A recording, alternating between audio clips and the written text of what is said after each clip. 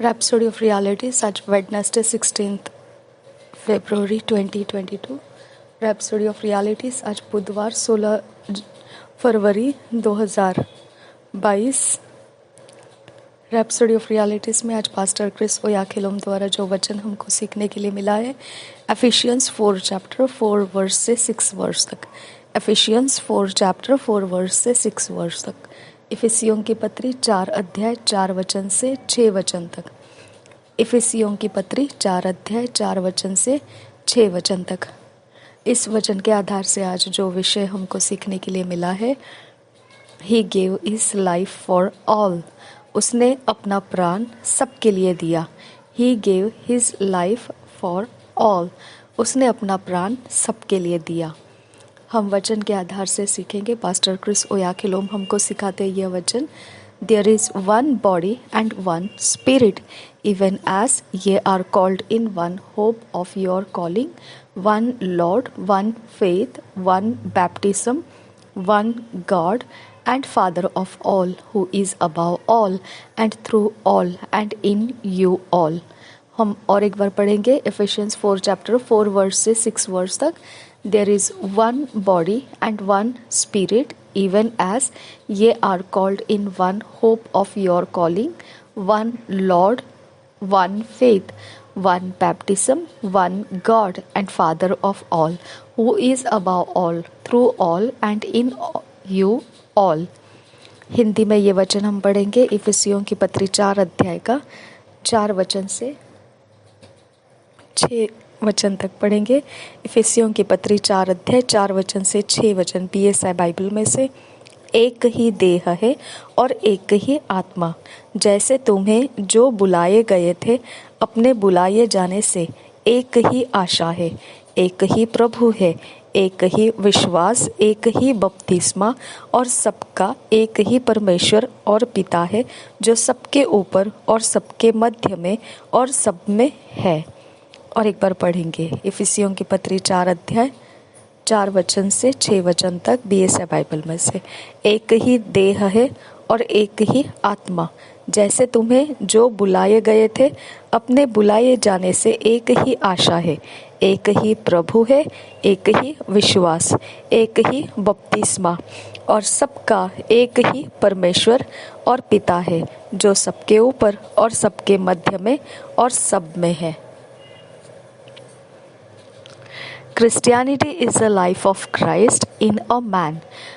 Pastor Chris Oyakhilome हमको ये वचन के आधार से आज का विषय सिखाते हैं कि मसीहत जो है यह जीवन है मसीह लोगों का, जिसमें मसीही मौजूद है। मसीही मनुष्य के अंदर जीना, ये उसका मतलब बनता है मसीहत के बारे में। Christianity is the life of Christ in a man। It's not a religion। वो कोई धर्म जाति नहीं है। मसीहत यह एक जीवन है जो मनुष्य के अंदर मसीही होना, इसी को मसीहत कहा जाता है। But it's been classified as a religion by those who never understood it। परंतु जो लोगों ने इस रहस्य को समझा नहीं, वो लोग मसीही जीवन को एक धर्म या जाति के अनुसार ही देखते हैं। The only religion in Christianity according to the Bible is visiting the fatherless, helping the widow and the poor in their afflictions। James 1 chapter 27 verse। केवल एक धर्म है मसीहियत की, वो एक ही धर्म है जो पवित्र बाइबल के हिसाब से हमको बताया गया है। मसीहियत में अगर एक धर्म आपको देखना होगा तो वो आप पढ़ सकते हैं याकूब की पत्री 1 अध्याय का 27 वचन में उसको लिखा हुआ है। हम पढ़ेंगे उससे। याकूब की पत्री 1 अध्याय 27 वचन। हमारे परमेश्वर और पिता के निकट शुद्ध और निर्मल भक्ति यह है कि अनाथों और विधवाओं के क्लेश में उनके सुधि ले और अपने आप को संसार से निष्कलंक रखे। बस यही धर्म है, यही एकमात्र धर्म है मसीहियत होने के अंदर। पवित्र बाइबल के अनुसार ये क्या है? याकूब की पत्री 1 अध्याय 27 में लिखा है, हमारे परमेश्वर और पिता के निकट शुद्ध और निर्मल भक्ति यह है कि अनाथों और विधवाओं के क्लेश में उनके सुधि ले और अपने आप को संसार से निष्कलंक रखे। But everything else has nothing to do with religion. परंतु फिर बाकी कोई भी चीज़ें, जो भी धर्म कहा जाता है, उससे कोई मतलब नहीं रखता है। इसके अलावा जो हमने याकूब की पत्र 1 अध्याय 27 में पढ़ा, इसको छोड़ बाकी कुछ भी मायने नहीं रखता है एक धर्म कहने के लिए मसीहियत जीवन में। Jesus Christ is the only one sent to save man. यीशु मसीह एकमात्र है जो भेजा गया है मनुष्य को बचाने के लिए। Religious leaders went to war, they killed the forced people to accept their beliefs. जो धर्म के नेता है वह युद्ध करने के लिए बैठ जाते हैं और फिर वह ज्यादती करके लोगों को मार भी डालते हैं और उनको ज़बरदस्ती करते हैं कि वह अपने विश्वास जो उनके पास है उसी को ग्रहण करे, वो मसीह को ग्रहण ना करे। They gave other people's lives to save themselves. जो धर्म नेता होता है वो अपने ही विश्वास को कबूल करने के लिए लोगों के ऊपर ज़बरदस्ती डालता है। वो धर्म के नेता होते हैं और वो इस बात के लिए झगड़े भी करते हैं, वो युद्ध भी करते हैं, झगड़े भी करते हैं और फिर वह लोगों को मार भी डालते हैं। उनके अंदर का ये धर्म का ऐसा धुन रहता है कि वो अपना जो विश्वास है उसी को वो लोग ग्रहण करना चाहिए, ऐसी जिद उनके अंदर रहती है। परंतु यीशु मसीह ने वैसा नहीं किया है। यीशु मसीह ने जो किया है, वो प्रभु यीशु मसीह ने ऐसा किया है कि उसने अपने खुद के प्राण को हम सबके लिए दे दिया। They gave other people's lives to save themselves. जो धर्म के नेता है वो दूसरों के जीवन को मार डालते हैं ताकि वो खुद को बचा सके। जो धर्म के नेता है वो दूसरों को झगड़े करते हैं ताकि वो धर्म के नेता के पास जो विश्वास है उसी को लोगों ने कबूल करना चाहिए। जो धर्म के नेता है वो दूसरों को मार डालते हैं ताकि वो खुद को बचा सके। लेकिन यीशु मसीह ने ऐसा नहीं किया। यीशु मसीह ने खुद का प्राण दे दिया ताकि वो हम सबको बचा सके। Think about that. अब इसके विषय में सोच कर देखिए। Who would you think loves you? आपको क्या लगता है कि आपको कौन प्रेम करता है? The one who punished and killed others for not listening to him, or the one who gave his life for them so they could live? ऐसा कोई जो आपको न्याय के सामने खड़ा करके आपको दंड देता है और फिर आपको मार भी डालता है क्योंकि आपने उसकी मानी नहीं। क्या वो इंसान आपसे प्रेम करता है, ऐसा आपको लगेगा? या फिर ऐसा इंसान जिसने अपने प्राण को आपके लिए दे दिया ताकि आप जीवित रह सके, क्या ये वाला इंसान फिर आपको ऐसा लगेगा कि आपसे वो प्रेम करता है?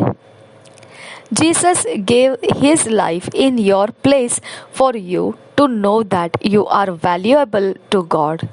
तो आपको फर्क पता चल जाता है कि किसे प्रेम करता है, कह सकेंगे जो आपके लिए प्राण देता है वो, या फिर जो आपके प्राण ले लेता है वो। तो इस प्रकार से प्रभु यीशु मसीह ने हमारी जगह को ले लिया ताकि हम जान सके कि किस प्रकार का बहुमूल्य जीवन परमेश्वर का हमारे अंदर लाया गया है। Maybe you are reading this and you have never been born again. You must understand that this salvation comes through no other name or means except Jesus Christ. हो सकता है आप अभी इस बात को पढ़ रहे होंगे या सुन रहे होंगे और आपने कभी नया जीवन के बारे में सोचा भी नहीं होगा। और आप अब समझ रहे होंगे कि ये ऐसे ही हम पढ़ना है या सुनना है, लेकिन ऐसा नहीं। आपने अब समझ लेना है कि उद्धार और किसी नाम में से नहीं आता है, केवल यीशु मसीह के नाम में उद्धार मिलता है। Acts 4 chapter 12 verse, neither is there salvation in any other, for there is none other name under heaven given among men whereby we must be saved। प्रेरितों के काम उसके 4 अध्याय के 12 वचन में इस प्रकार से लिखा है। प्रेरितों के काम 4 अध्याय के 12 वचन में, BSI बाइबल में से पढ़ेंगे। किसी दूसरे के द्वारा उद्धार नहीं, क्योंकि स्वर्ग के नीचे मनुष्यों में और कोई दूसरा नाम नहीं दिया गया जिसके द्वारा हम उद्धार पा सके। और एक बार पढ़ेंगे प्रेरितों के काम 4 अध्याय 12 वचन। किसी दूसरे के द्वारा उद्धार नहीं, क्योंकि स्वर्ग के नीचे मनुष्यों में और कोई दूसरा नाम नहीं दिया गया जिसके द्वारा हम उद्धार पा सके। Since there is no salvation in any other, there could not be other faiths like some people think।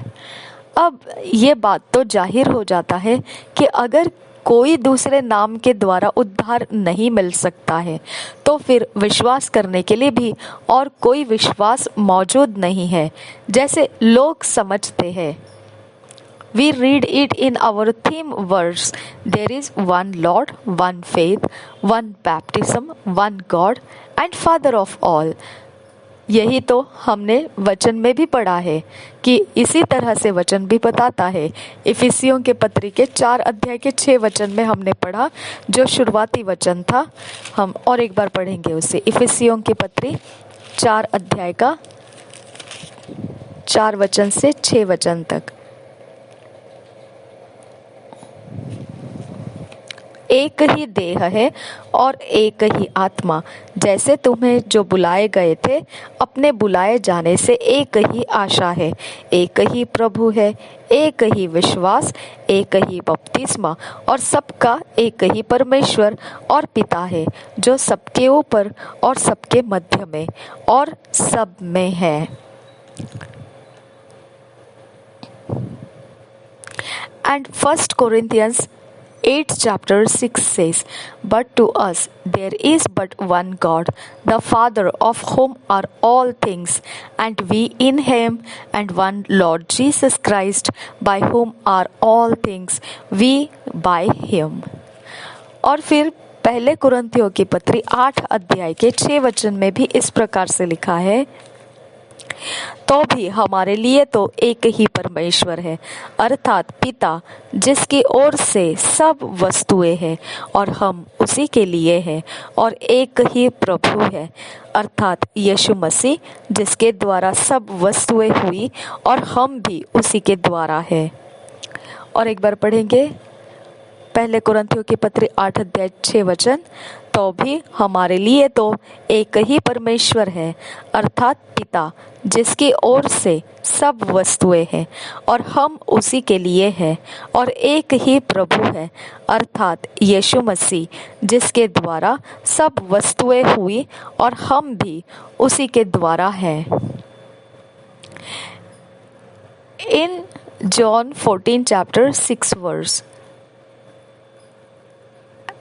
ये and 1 Corinthians 8 chapter 6 verse says, but to us them is but one God, the Father, of whom are all things, and we in him, and one Lord Jesus Christ, by whom are all things, and we by him।